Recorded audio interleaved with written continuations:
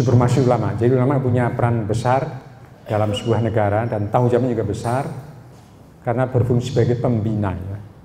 Ulama itu pembina, kemudian juga pembimbing, pengawas dan pengarah. Gitu.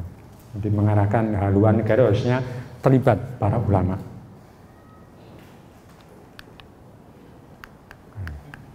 Nah, ini. Dan untuk bisa terlibat dalam urusan negara, urusan menyelamatkan bangsa, maka para ulama harus memiliki kemampuan. Satu, menguasai ilmu keagamaan secara tuntas dan matang. Makanya kenapa ada pelatihan ini sebenarnya kan ingin mematangkan kemampuan keilmuan kita. Ya, saya lihat seleksinya juga sangat ketat ini. Insya Allah panjenengan semuanya akan jadi pimpinan yang seperti yang kita maksud ini. Kemudian memiliki kemampuan organisasi yang memadai. Jadi tidak cukup hanya kemampuan kitab saja, ilmu saja, tapi tidak mampu mengorganisir. Karena dunia modern itu dunia yang terorganisir. Kata Sayyidina Umar, Sayyidina Ali, al-haqqu bila nidhamin yuliubatul binidham. Jadi walaupun kita ini benar, jangan benar pinter, tapi kalau tidak punya munadhamah, tidak punya manajemen, maka akan dikalahkan oleh kelompok yang manajemen bagus. Jadi ilmu aja nggak cukup, tapi perlu organisasi, perlu jamiah. Makanya para kiai dulu awalnya tidak punya jamiah, lalu kemudian mendirikan organisasi, muncul organisasi, ada Syarikat Islam, ada Muhammadiyah, ada PRP, ada ulama dan sebagainya. Itu sebenarnya dalam rangka itu mengasah kemampuan berorganisasi. Kemudian tiga, mampu menjalin komunikasi intensif dengan ulama dan masyarakat di tingkat daerah masing-masing. Jadi kita ini misalnya di tingkat pusat itu harus mampu ke bawah itu. Jangan sampai terputus. Kalau terputus ya misi yang kita emban ini tidak akan sampai. Nah, zaman misalnya ini majelis ulama di tingkat cabang kabupaten itu harus komunikasi dengan di kecamatan sampai ke desa. Karena ini kita organisasi ya begitu, organisasi itu ditentukan oleh jaringan. Kemudian memiliki informasi yang memadai keadaan masyarakat di semua tingkatan. Nah, ini penting sekali di zaman era medsos ini. Karena kita setiap hari mendapatkan informasi yang jutaan mungkin ya, ribuan jutaan dari kita nggak pergi kemana-mana, di rumah aja. Informasi itu udah datang ke kita. Di kamar aja kita udah datang informasi karena kita punya HP. HP itu bisa nyetel TV, bisa video, bisa berita di koran manapun bisa kita akses. Berita banyak sekali. Tetapi berita itu tidak menjadikan kita semakin pinter, semakin ngerti, tapi semakin bingung gitu. Karena separuh dari berita itu isinya itu adalah fitnah, hoax gitu. Nah, disitulah kita perlu mengetahui keadaan yang sebenarnya, hakikatnya seperti apa di antara informasi yang berseliweran itu. Itu ulama progresif diperlukan kemampuan seperti itu, menguasai informasi yang sebenarnya, tidak tenggelam dalam buih-buih informasi yang berkeliaran itu. Kemudian 3, 4, 5, cekatan, cermat dan tegas dalam mengambil keputusan. Jadi kita ini karena informasi begitu derasnya, peristiwa begitu bolak-balik berganti-ganti, maka kita harus dituntut kemampuan yang kecekatan dalam mengambil keputusan. Jadi tiap hari kita akan didatangi banyak orang itu. Ada peristiwa ini, gimana kita menyikapi ini, bagaimana menyikapi. Itu harus cerdik. Nah, semuanya ditentukan oleh jam terbang ya. Jam terbang kita berorganisasi. Jam terbang kita melayani dari khidmah pada masyarakat. Ini kecakapan ini sangat penting untuk dimiliki. Kenapa? Kita perlu pengetahuan dan kecakapan dan pengetahuan yang utuh karena ini ada contoh. Ini bagaimana dulu kolonial itu menguasai kita. Nah, ini harus hati-hati. Ini ada contoh bagaimana Belanda, Inggris, Cina, Jepang dan lain sebagainya menjajah kita dengan tipu daya, tipu muslihat. Ya, dulu ada tipu muslihat ya, menipu tapi dengan cara baik-baik gitu. Nah, itu namanya tipu muslihat itu, menipu dengan cara baik-baik. Nah, itu banyak gitu. Makanya doa kita, Rabbi arinal haqqo haqqo warina tiba'ah. Ya Allah, tunjukkan kebenaran dan berilah kami kemampuan untuk mengikuti yang benar itu. Kemudian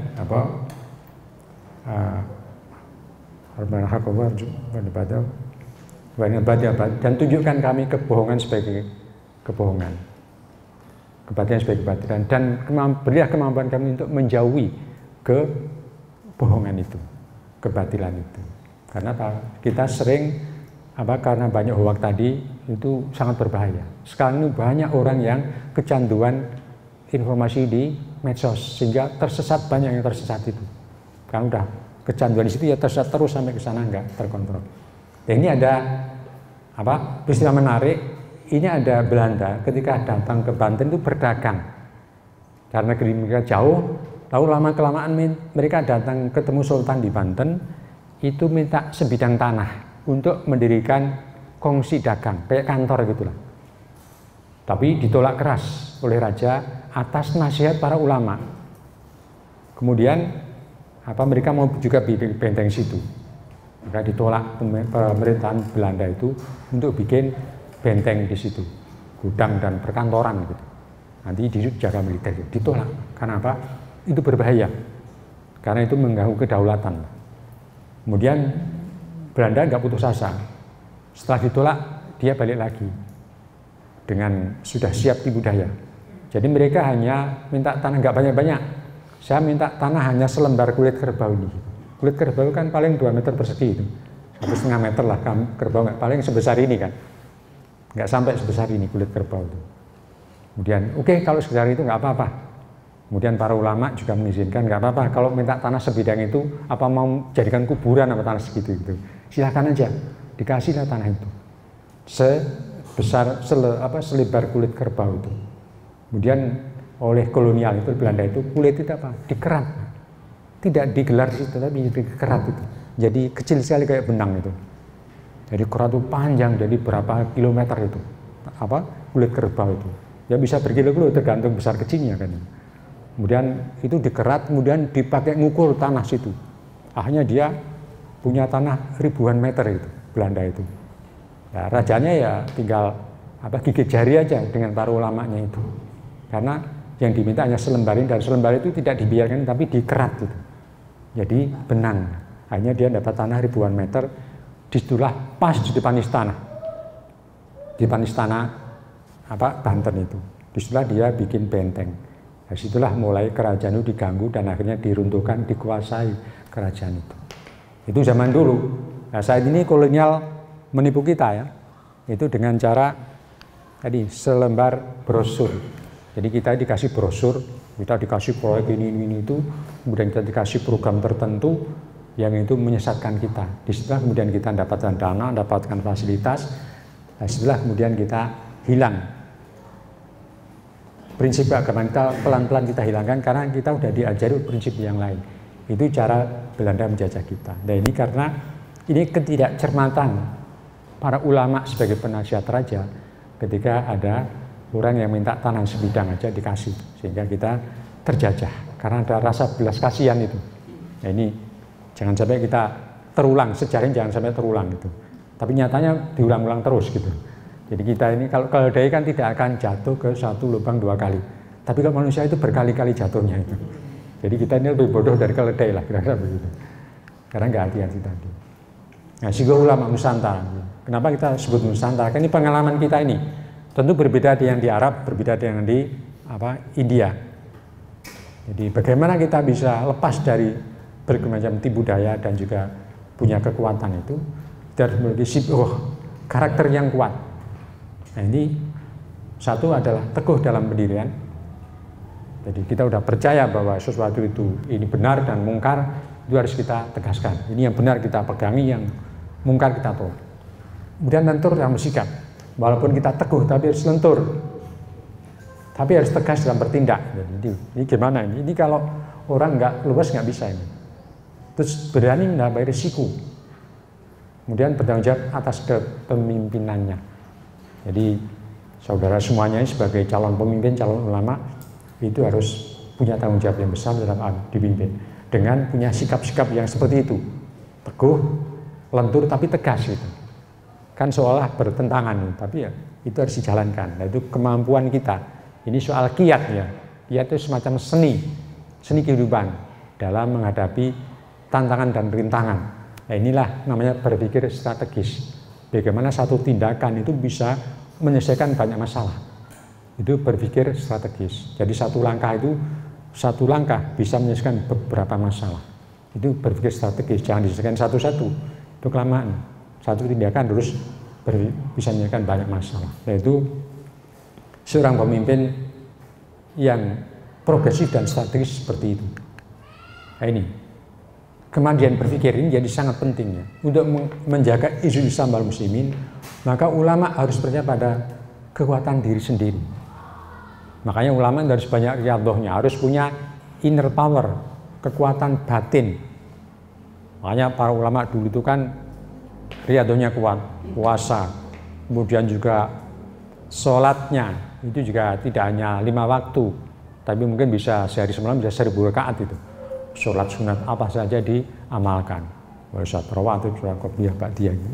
Kemudian sholat tahajud, sholat hajat, tasbih macam dijalankan. Itu sebenarnya dalam rangka memperkuat ini jati dirinya, percaya dirinya itu. Kemudian dari situlah para ulama itu mampu menggerakkan dan mempertahankan Islam karena sudah punya kepercayaan diri yang kuat itu. Kemudian mampu mengembangkan Islam itu, mampu berjihad pengembangan Islam ya. Kemudian 3, melaksanakan perjuangan tidak boleh minta belas kasihan pihak lain. Tidak boleh minta-minta, tapi harus diperjuangkan gitu. Jangan kalau tidak difasilitasi atau tidak kerja, itu jangan sampai. Kemudian menyesuaikan kehidupan dengan norma ajaran Islam. Jadi jangan sampai Islam keserap, tapi saling saling memadu itu. Kemudian tidak meniru norma dari luar, apalagi disertai rasa rendah diri dan mengakui supremasi pihak lain. Terutama kalau kita mendapat bantuan dari negara asing itu, biasanya kita merasa rendah diri, kemudian mengikuti apa yang diperoleh dari mereka, apalagi itu dari Amerika atau dari Arab atau dari Iran. Biasanya begitu. Dan kita nggak boleh, tetap pada sibghah kita, pada kemampuan kita. Jadi kita boleh, bukan berarti tidak boleh dapat kerjasama dengan luar, boleh, tapi tidak boleh disertai dengan rendah hati, rendah diri, minder itu nggak boleh. Tetap harus menjaga sibghah kita agar kekuatan kita tetap terjaga.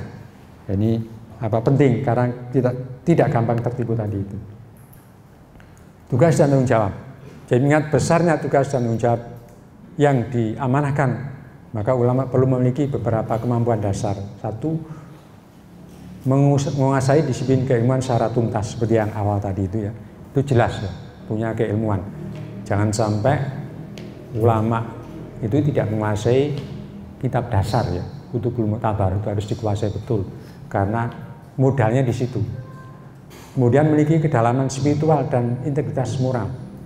Jadi jangan sampai ulama itu batinnya kosong.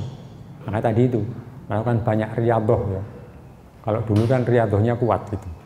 Kalau di pesantrennya Kiai Khalil Bangkalan itu, kalau nyantri jarang diajar ngaji. Ngajinya kadang kalah. Tetapi santri dilatih, disuruh bekerja. Ada yang suruh kerja hanya ngurusi dapur, suruh masak aja gitu. Ada kerjaan suruh ngurusi kuda aja. Bertahun-tahun suruh ngurusi kuda saja gitu. Ada yang khusus santrinya disuruh ngurusi kamar mandi. Kalau dulu kan tidak ada jetam ya, harus nimba pakai tiba pakai bandul itu aja tugasnya. Tapi dijalankan.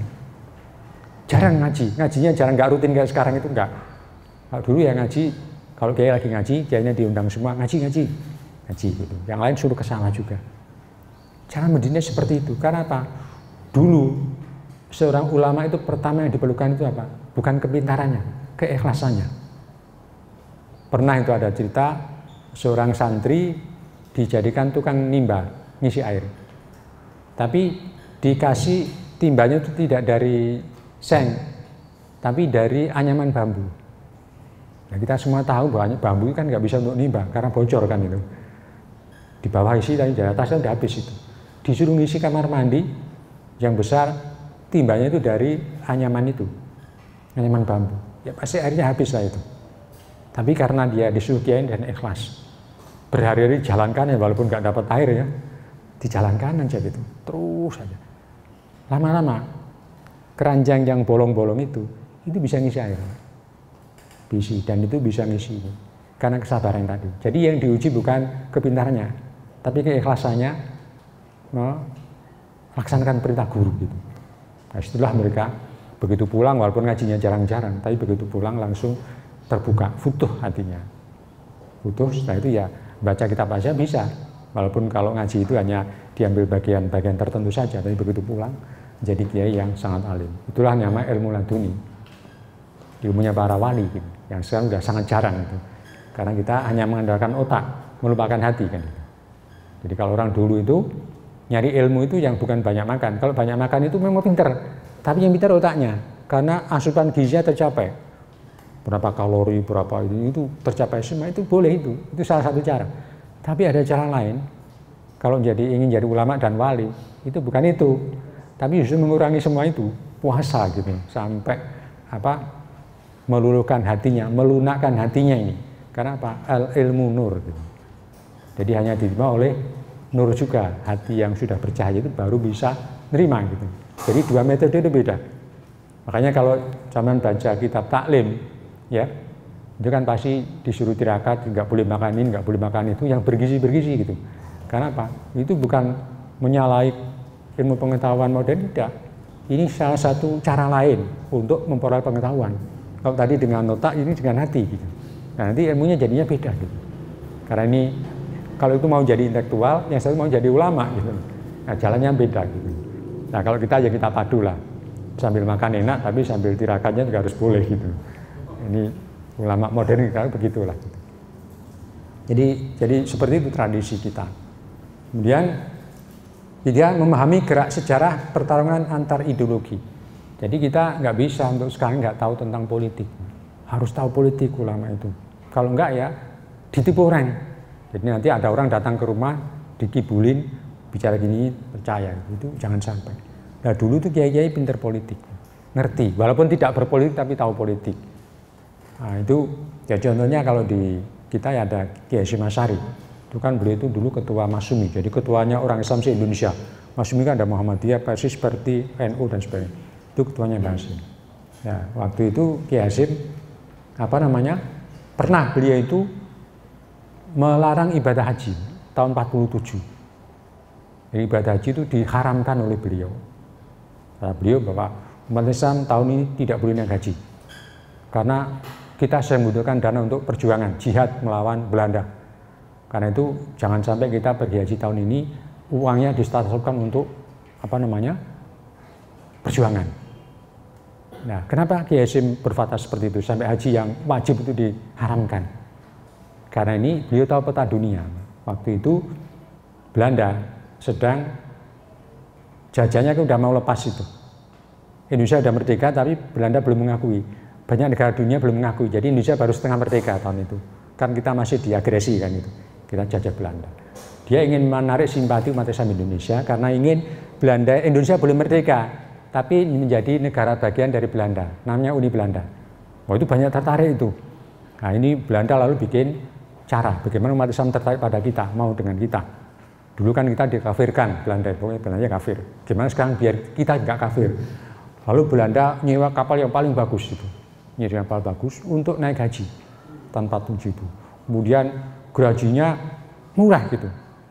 Jadi haji yang mungkin biasanya 100 juta, ini cuma 50 juta bahkan kurang. Dan kapalnya bagus, difasilitasi, daftarnya gampang. Kiai Hasyim tahu politik Belanda itu, lalu langsung haji diharamkan. Haram hukumnya naik haji tahun ini. Kita dana untuk jihad fisabilillah kemerdekaan. Orang semua mundur dari haji, tidak jadi pergi haji. Belanda bangkrut, sudah nyewa kapal, sudah menyiapkan pramugarinya sudah siapin semua, logisnya sudah siapin semua, tidak ada yang haji gitu. Nah, itu namanya ulama tahu politik, walaupun tidak harus berpolitik tapi tahu, sehingga kita tidak bisa ditipu oleh Belanda. Bayangkan kalau waktu itu kita ikut kapalnya Belanda, oh kita kan seneng, Belanda citranya bagus, nanti jamaah haji cerita ke tetangganya, ke saudara, wah Belanda itu luar biasa, memang kita enak bersama Belanda itu. Dulu orang yang tidak mau merdeka itu banyak, Pak. Terutama para tenar, Amtena itu pegawai, itu nggak mau merdeka. Karena zaman Belanda ada gaji tinggi itu, termasuk tentara namanya Kenil. Orang Indonesia dulu yang ikut Kenil nggak mau merdeka juga. Nah ini tinggal kelompok Islami yang masih ingin merdeka itu. Makanya dihajikan, digratisin hajinya itu biar ikut kita. Nah kayak Hashim tahu itu langsung haji diharamkan. Nah, itu namanya geopolitiknya.